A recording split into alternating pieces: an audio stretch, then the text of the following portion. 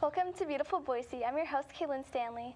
Today with us is our special guest, Keisha Carlson. She's here to talk about the Madeline Garden Design Nursery. How are you doing today? I'm well. Thanks for having me. Yeah, no problem. Thanks for being here. So tell me a little bit about your design studio. We actually have a retail garden center, and it's very much design driven, and it's very boutique in its sense. It's small, and we really talk to people about how to create their outdoor spaces. Cool. So what sparked the idea for this? About 12 years ago, I started my garden design business, and it was largely because a lot of people struggle with knowing design or plant material or exactly how to build in their landscape. And so the goal of my business is to help people where they are maybe deficient in a certain set of skills, like they don't know how to design, or maybe it's too hard for them to plant, but helping them figure out, if they have a deficiency, I kind of fill it in and help them with the design and selecting the plants and pulling it all together so they create a great space. It's great. It sounds like a lot of fun. So where is it located? We're out at Hill Road Parkway, which is just up from State Street on Old Horseshoe Bend Road. Awesome. Okay, so let's take a look at the studio now.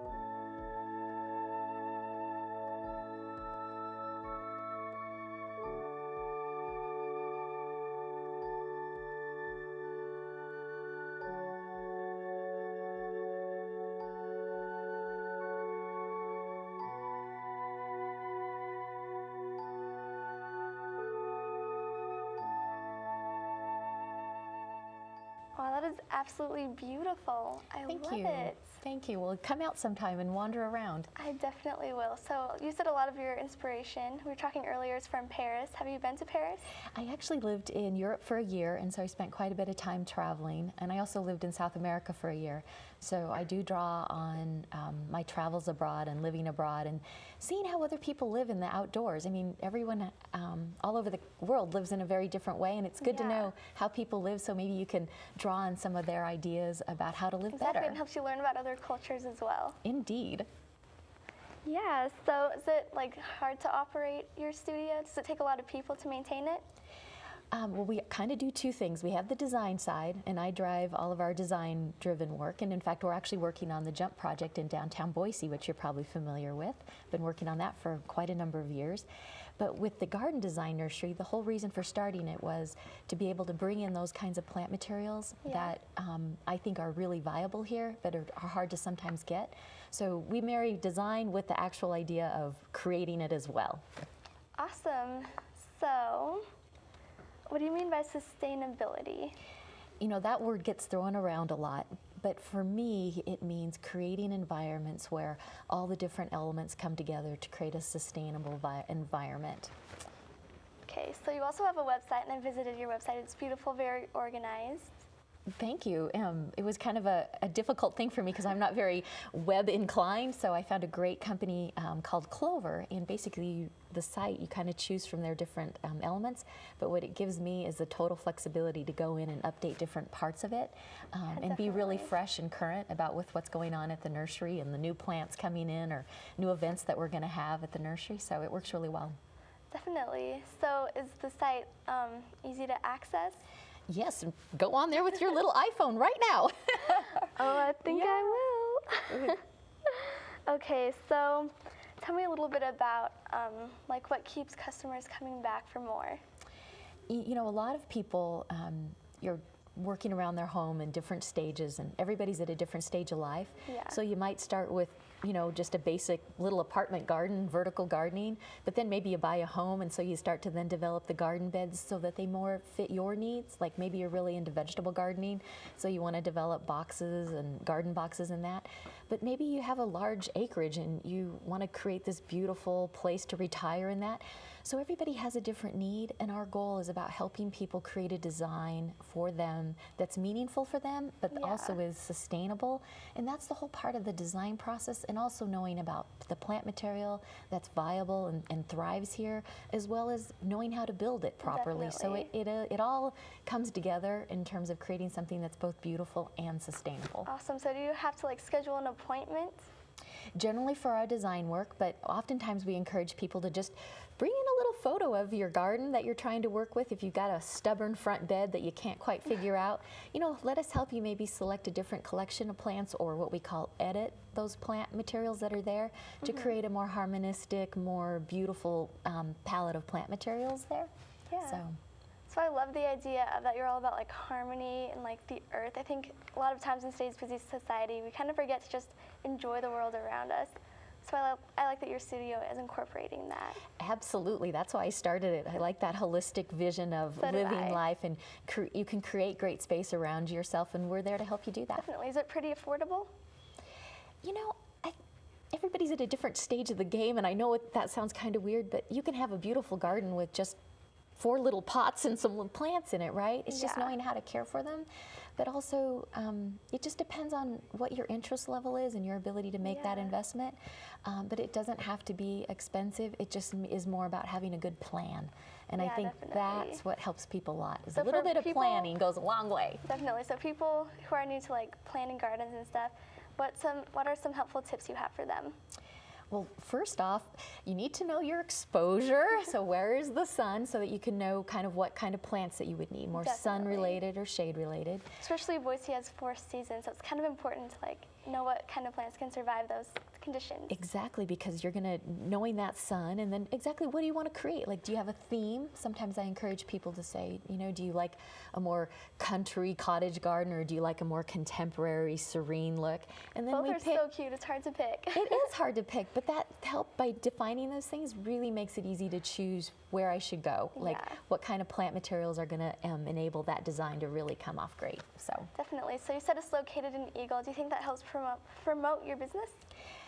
Well, a lot of it for nurseries is being able to have access to irrigation water, because it's very expensive to water using city water. Definitely. So that happened because the folks that retired there have an iron shop, and they decided to lease the property. So that was really the impetus for that place. But we also have an option on some property in downtown Boise, and we hope to open up another nursery in southeast Boise, which is really underserved. Absolutely, we're all about growth in all kinds of ways. Definitely. So there's 4 seasons in Boise, as we all know. What do you guys do during those seasons? Well, right now we're promoting bringing the outdoors in. So going out into your garden and clipping greens and pyrocanthus and red twig dogwoods, filling your containers, creating little festive tabletops. But in the spring, as you can imagine, that's the big season for us to bring in the plant material to help people have great selection, so they can create those great outdoor spaces. So you guys have a lot of plants. What kind of decor do you have? We are very much about garden authenticity. So right now, our selection of decor is really limited to unusual pottery, and we do hand hewn. Is all the pottery like handmade locally? Well, it comes from a variety of places. Some is from the southeastern United States. Some of it comes from Vietnam, where they have the really beautiful black clay that's high-fired. There's that, but we also, which is really neat, we take the sandstone from Table Rock, and we carve it into troughs that you would think of like from England, and then plant those with sedums and conifers and that. So that's a really great piece that we make. I love how it's so local. It is. It's all about being local as much as you can. And in fact, if you think about it, at our nursery, probably 80 to 90% of what we sell comes within 500 miles of our nursery. Okay, so do you think that Madeline George will ever expand into other states? Well, right now I'm just getting my hands on one, so I hope so, because we really have a great clientele, and we're always interested in helping people create great space. Definitely. So we have a clip coming up. Let's take a look at that.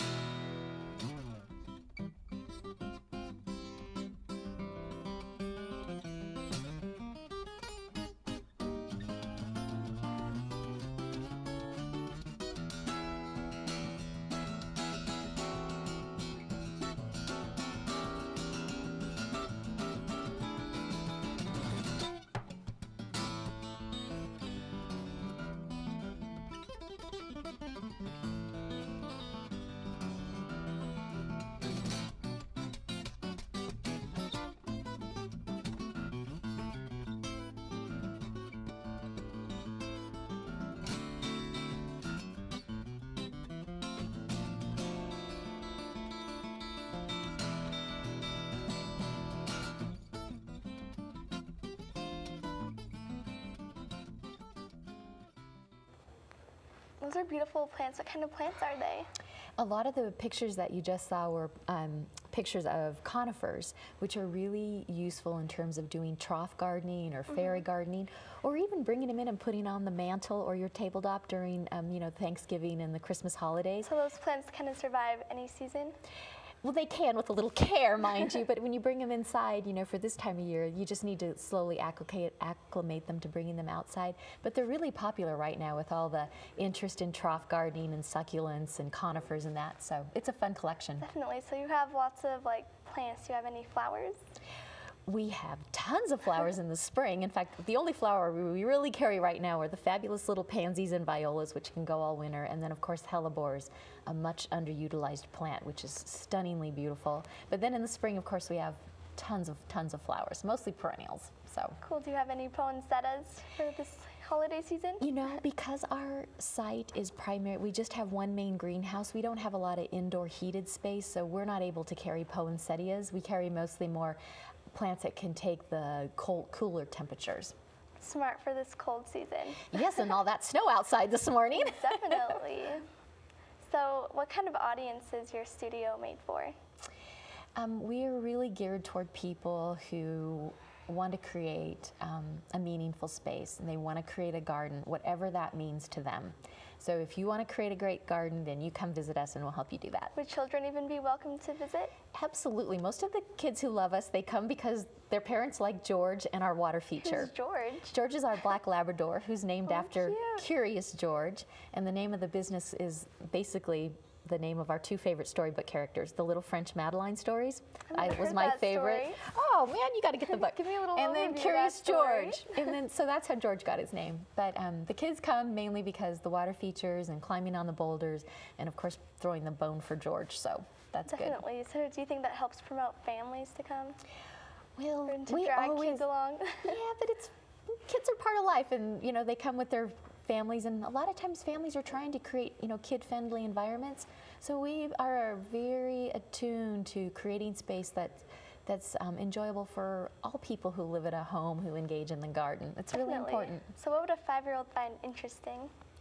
Well, besides George and his ball or bone, they like climbing on the rocks. I can imagine. Yeah, well, it's good and bad. It's great for the kids and not so good for the parents who have to keep an eyeball on them. Yeah. But kids like to ramble and play and explore, and the water feature that's in the nursery is a great allure to them. So So do you guys also sell water fountains? at this point, we don't sell very many of them just because it takes a lot of capital to invest in that line. Definitely. But we really encourage more about creating water features organically. Cool. So there's also someone named Sam. Who is Sam? Well, Sam is actually George. got That's two okay. names? No, not really. I think the girl just didn't quite understand who Sam was, but Sam is really George. So, yeah. Cool. That's good to know. We don't want any confusion there. That's right. Everybody loves George. In fact, when we post him on Facebook, we get lots of likes. So. Yeah, dogs are a great way to Yeah, especially friendly licking black Labradors. Exactly. Okay, so now let's take a look at inside the workshop. Sure.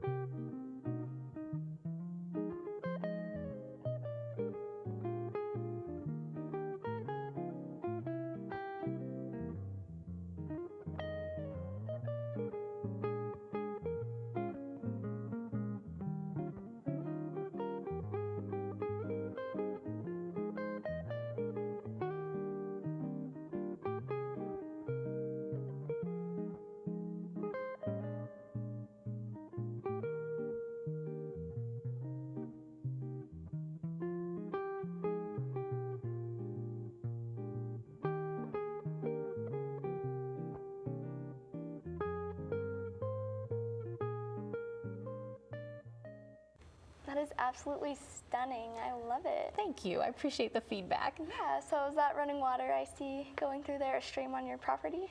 No, it's not. It's actually just us recycling our irrigation water. And so what my husband did to move the water from the holding tank is he created a flume, which if you kind of go back in the irrigation history in Idaho, it's one of the classic ways we moved water. What exactly is a flume? It's just a canal made like a canal, but it's usually made out of wood. And there's some beautiful historical pieces throughout the lower and the southern part of Idaho that you can see that. But it just kind of pays homage to that. But it delivers the water to a pool that's lined with the plastic fabric. And then it's not plastic fabric, but it has a name anyway. But anyway, then that water's recycled and carried back and it comes through. So it just adds a lot of nice sound and ambiance to the nursery. Definitely. So do you ever worry about the pipes freezing over, or do you not have a problem with that? Basically, we just turn it off, and then if we want to run it in the winter, we just add water, and we might throw in a stock tank heater if it's really frozen. So we can run it year-round if we want to, but we have to sometimes fill it with water from city water or from our well. So. Yeah, so what kind of plants can you plant together, like side by side? Well, it would kind of depend on the exposure. So like if you were in a shade environment, oh my gosh, there's all kinds of shade-loving plants like hostas, for instance, with hydrangeas would be a nice combination. And then if you're in a more sunny exposure, you look to other things like, you could do all number of like native perennials and penstemons and things like that right next to some beautiful, one of my favorite shrubs is like a hypericum, and those are like St. John's wort. Yeah, That's a great one. definitely. That's a really beautiful combination. So what's your most popular plant that you sell? Probably not penstemons, but perennials. We sell a lot of perennials, so people really find a lot of value in that plant because they generally tend to bloom all season in that. So that's probably our highest selling, best selling plant type are perennials. Awesome. So we're just getting out of the whole fall season and going into winter. So let's talk about pumpkins. How much space do you need to grow those? Well, I would probably give yourself a good, 4x4 kind of space so that they can move around. And if you want to create one of those 1,000-pound beasts, then more power to you. So what are the factors that make a pumpkin grow bigger or smaller? I'm not a pumpkin expert per se, but largely, having good soil and having even water is important. What contributes to good soil for those of us who are new to this whole planting thing? Well, if you're planting it like straight in your ground, depending on where you're at, you could have soils that are okay. Like if you lived on an old farmstead or something like that, you might have some really good soils already. But a lot of the soils in the valley tend to be more sandy, or they tend to be very clay-like and cleachy. So those soils are sometimes difficult for vegetables to grow in. So you tend to want to add some organic compost to change the texture of the soil. And do you sell any of that at your studio? We sell all the things to make good garden soil, but being able to have the right nutrients in the soil and that the soil can drain properly is really important for growing vegetables. Awesome. So was that filmed at home or at your nursery? Oh, the film clip that you just saw, those are all filmed at the nursery. I wish that was my home. It would be really pretty, wouldn't it? But I don't mind spending my work days there. It's good. All the video that you saw there was all from the nursery. So I can imagine that your home is beautiful. What does your home look like? Well, I have what I call a garden home, and it sits on the top of a little hill, and it actually was in the Boise garden tour about 2 years ago. Oh, cool. So it's very lovely, but it's a collection of different kinds of gardens because I like to experiment with different types of plants. So I have a Mediterranean style garden, I have a native style garden, I have a pond and a waterfall. This is all combined in one big garden, or are they separate sections? They're all combined in one big garden, so you kind of move from one garden room to another, and it's a great way for me to experiment with different kinds of plants. And we have a huge vegetable garden too. So what kind of plants or vegetables do you grow? Well, my husband likes to grow potatoes, and I like to grow tomatoes and basil, so that's about it, but we grow lots of different vegetables. And those all taste good together. Absolutely. Throw them in a pan and cook them up. Exactly. So you're all about bringing the outside indoors. What does your home look like on the inside? It's pretty open. It's just a very open floor plan, a lot more that you would see maybe in southern climes. I like the ability to open up the doors and have just experience the garden right up front and personal. Yeah. So what kind of plants do you have inside your house? Well, I have a lot of weird things. Like I have a fig, and I have citrus, like Meyer lemons. I have flowering maples. I have tons of succulents and sedums. Those are probably the most highly underutilized plants because they don't demand a lot of attention, and they have such great architecture. So I encourage everybody, if you're not good with plants, try succulents. Those I do are not great. have any plants in my house, so. Well, come out and I'll get you. Get you set up. I will. Good. So thank you so much for joining us today. We will see you all next time.